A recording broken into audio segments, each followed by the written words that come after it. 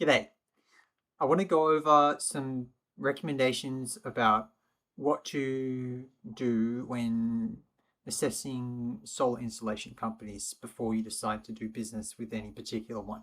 So, number one, read their reviews, especially their 1-star reviews, and that will give you an indication of what can go, of what happens when something goes wrong and how the company treats their customers when something goes wrong. That's number one. Uh, and when you read the reviews, it also helps to look at photos of installations as well. This is number two, to see what the installation quality looks like and whether it's substandard or non-compliant or potentially leading to premature failure with, for example, water ingress into electrical components, or if there's like cables that are exposed or that can be damaged mechanically, or maybe the roof is damaged, because that at least can lead to roof leaks and structural damage and mold, things like that.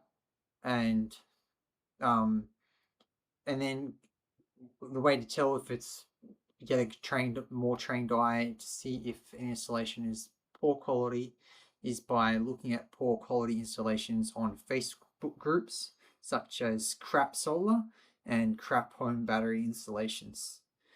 So that's number two. Number three, use ABM lookup to see how long the company has been in business for. If a company's only been in business for 6 months, 2 years, how can you tell what, how much of a track record do they have and how good is that track record? Can you really trust them to deliver a high quality solar and battery installation for the home? That's number three. And then number four would be you can test what their customer service is like by calling them up and asking a few technical questions to gauge, how knowledgeable they are. And yeah. Now, a few more points as well. Has the company offered to come out and do a site visit to assess the installation requirements?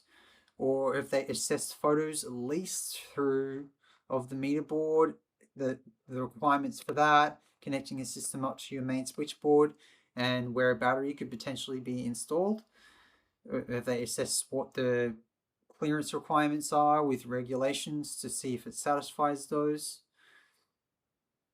And then what else? Have they assessed your energy usage and how that may change into the future? For example, are you wanting to use more electricity, or are you going to potentially get an electric vehicle? If so, how would your usage change? If you got an electric vehicle, would you be able to charge it from your solar power during the day, or would you need to charge it at night? Things of that nature of importance in determining the size of a solar and battery system to cover not only your usage based on your previous usage, but what you're actually going to be using in the future. Okay?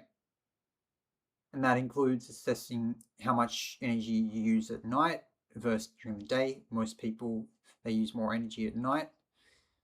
And also sizing a battery so that it has some future proofing, because all the manufacturers offer a warranty where in 10 years the capacity will be at least 70% of what it is in the first year. And so because of that reduction in the capacity, it's important to size a battery such that it can continue to cover usage into the future for 10 or more years. See how that works? If you've got any other ideas for how to gauge the overall track record, reliability, supportiveness of a solar company, drop them in the comments below. If you've got any questions, just reach out to me or one of the team at DSW Energy, and we'll be happy to help. All right, take care.